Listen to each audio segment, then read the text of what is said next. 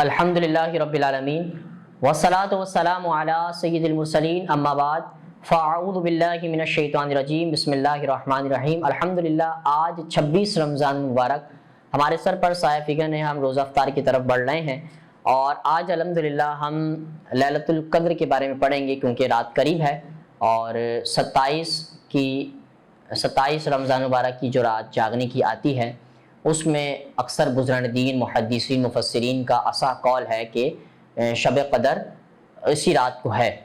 لیکن تلاش کرنے کا حکم ہے طاق راتوں کے اندر چاند کی، رمضان مبارک کی 21ویں رات، 23 کی رات اور 25 کی رات اور 27 کی اور آخر 29 کی رات کو تلاش کرنے کا حکم ہے۔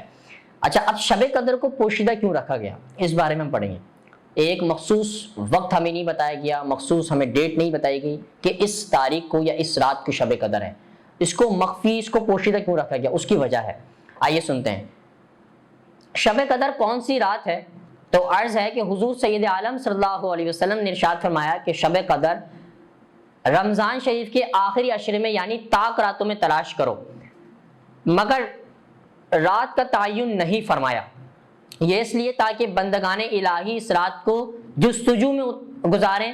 دوسری راتوں میں بھی عبادت کریں اور ان کی فضیلت کو حاصل کریں۔ اللہ تعالیٰ نے اپنے اسم اعظم کو مخفی رکھا اسماء مقدسہ کے درمیان، اللہ تعالیٰ نے مخفی رکھا ولایت کو اپنے نیک بندوں کے درمیان، اللہ تعالیٰ نے جمعۃ مبارک کی ایک ساعت کو مخفی رکھا باقی ساعتوں کے درمیان، اللہ تعالیٰ نے شب قدر کو مخفی رکھا رمضان شریف کی آخری کی طاعت راتوں کے درمیان، تاکہ میرے بندے تلاش میں لگے رہیں اور فضائل و برکات ہر رات کی حاصل ہو جائے۔ اس رات کو اللہ تبارک و تعالیٰ نے بے شمار فضائل سے نوازا، اس کا نام لیلۃ القدر رکھا۔ یہ نام مبارک اس لیے رکھا تاکہ جو تلاش کرنے والے ہیں اس رات کی قدر و منزلت کو جانتے ہوئے خوشنودی مولا کی خاطر رات عبادت میں بسر کریں۔ بنی اسرائیل کا ایک شخص تھا، سورہ قدر کا شان نزول کیا تھا؟ بنی اسرائیل کا ایک شخص تھا جو رات کو صبح تک کھڑے ہو کر عبادت کرتا تھا، پھر صبح ہوتے ہی اپنے بدن پر ہتھیار سجاتا اور دین کے دشمنوں سے جہاد کرتا یہاں تک کہ شام ہو جاتی۔ اس طرح وہ عبادت کرتا رہا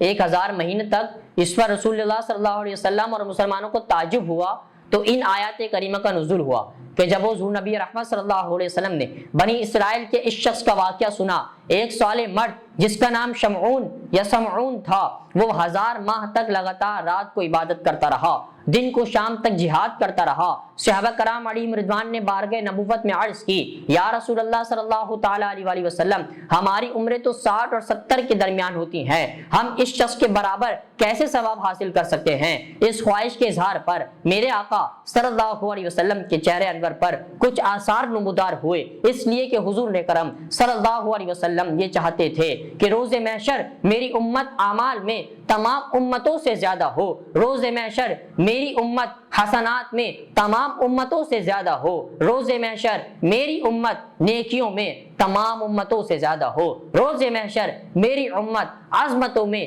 تمام امتوں سے زیادہ ہو، روز محشر میری امت عبادتوں میں تمام امتوں سے زیادہ ہو۔ چہرہ والضحیٰ پر تعجب کے آثار نمودار ہوئے۔ اتنے میں حضرت روح الامین علیہ السلام جلوہ گر ہوئے، رب العالمین جل شانہ کا پیغام لائے، اے محبوب کریم صلی اللہ علیہ وسلم، اگرچہ تمہاری امت کی عمریں بہت کم ہیں مگر سال میں ہم نے ایک رات ایسی عطا فرما دی ہے جو 1000 مہینوں کی عبادت سے افضل ہے۔ یہ رات لیلۃ القدر کی رات ہے، جو اس میں عبادت کرے گا وہ بنی اسرائیل کے اس شخص کی عبادت بلکہ 1000 مہینوں کی عبادت سے زیادہ اسے اللہ تبارک و تعالیٰ ثواب عطا فرمائے گا۔ تفسیر عزیزی میں یہ بات موجود ہے۔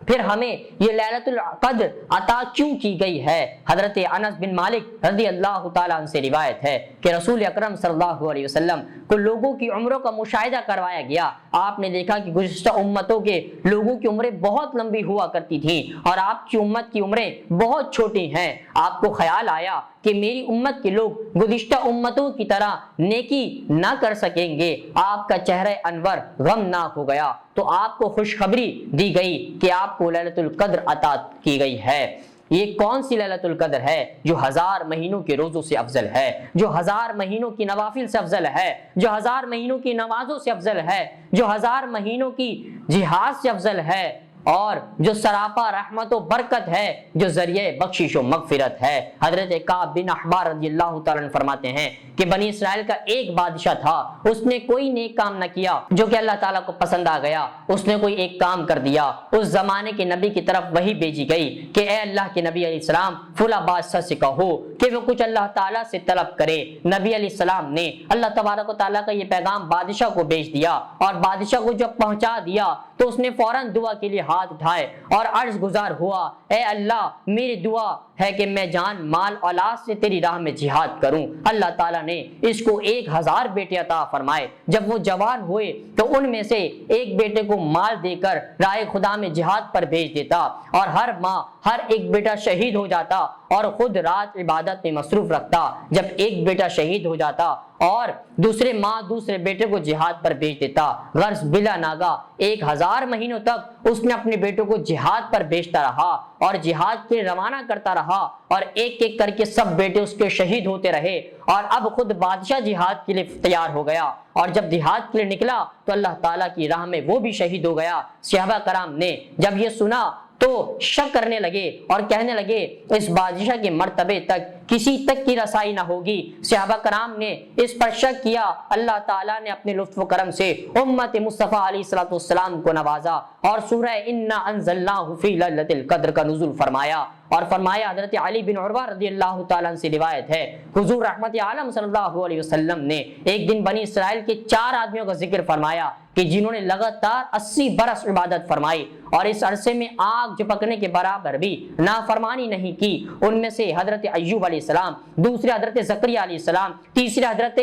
حسکیل بن حجواس، اور چوتھے حضرت یوشع بن نون علیہ السلام تھے۔ آپ کے اسی فرمان پر صحابہ کرام نے تعجب کیا، اور تو حضور علیہ السلام نے ارشاد فرمایا، اور ان کی بارگاہ میں جبرائیل امین حاضر ہوئے اور عرض کی، یا رسول اللہ صلی اللہ علیہ وسلم، آپ کی امت ان کی 80 سال کی عبادت کرنے پر تعجب کر رہی ہے، اللہ تعالیٰ نے ان کے لیے اس سے بہتر نازل فرما دیا ہے، اور سورہ قدر نازل فرما دی ہے، اور تلاوت کر کے فرمایا کہ اگر صحابہ کرام بنی اسرائیل کی عبادت گزاروں کی پاکی و تطہیر اور اللہ تبارک و تعالیٰ کی حمد و صلات بیان کرتے ہیں اور جہاد اور ان کے تقدس کا ذکر سن کر بےتاب ہو رہے تھے، رب العالمین جل شانہ نے اپنے نبی کریم علیہ السلام کے غلاموں کے لیے بچین دلوں کی جانب نگاہ لطف فرما کر جبریل علیہ السلام کو بھیجا، اور محبوب کریم علیہ السلام کو پیغام دے کر نبی علیہ السلام کے متقی اور عبادت گزار لوگوں کے ذکر کو سن کر ان پر رش کرنے والے غلاموں کو خوشخبری ہے،